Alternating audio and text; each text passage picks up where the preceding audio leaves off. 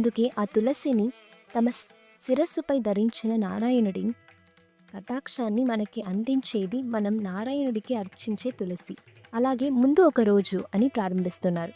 ఇది మనం గమనించి చూస్తే మన ఇంట్లో పెద్దల్ని ఏదైనా అడిగితే పూర్వకాలంలో జరిగిన ఏమైనా చెప్పాలంటే అప్పుడు ఒక రోజు అని ప్రారంభిస్తారు. అలాగే అమ్మవారు ఏదో జరిగిన ఒక విషయం, ఎప్పుడో జరిగిన ఒక విషయాన్ని మనకి చెప్తున్నారు. అదేంటంటే రామాయణంలోని ఒక కథని మనకి గుర్తు చేస్తున్నారు. కుంభకర్ణుడు గురించి అందరికీ తెలిసిందే. అమ్మవారు కుంభకర్ణుడి గురించి చెప్తున్నారు. అసలు కుంభకర్ణుడు చాలా మంచివారు. ఎందుకంటే రామాయణంలో కుంభకర్ణుడు ఎన్నోసార్లు తన అన్నకి మంచి విషయాలు ఎన్ని చెప్పినా వినకపోయేసరికి చివరిగా నేను లేని రోజు వచ్చినప్పుడు నీకు ఇది అర్థమవుతుంది అని చెప్పేవారు. మేము ఎవరు లేకపోయినా నువ్వైనా మంచిగా ఉండాలి, అదే నా కోరిక అని కుంభకర్ణుడు చెప్పేవారట. ఇలాంటి కుంభకర్ణుడిని గుర్తు చే